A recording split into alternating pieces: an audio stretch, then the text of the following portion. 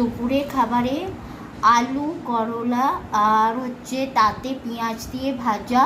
এখানে আলু ভাতে, এটা ওল ভাতে, লেবু আর পেঁয়াজ, এখানে একটু মাছ আছে, আর এখানে হচ্ছে মাংস, আজকে মাংস রান্না করা হয়েছে, আর এখানে একটু বাড়া হয়েছে, এইসবে বাড়া হয়েছে খুব গরম বলে, তাই অল্প একটুখানি বেড়ে রেখেছি। এটাই আজকে আমাদের দুপুরের খাবার।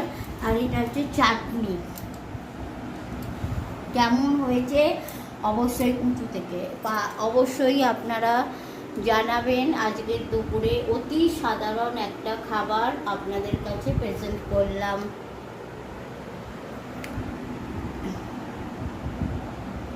ভালো লাগলে অবশ্যই বলবেন। মাছ ভাজাগুলো এনে রাখা হয়নি, মাছ ভাজাগুলো এনে রাখলে ভালো হতো।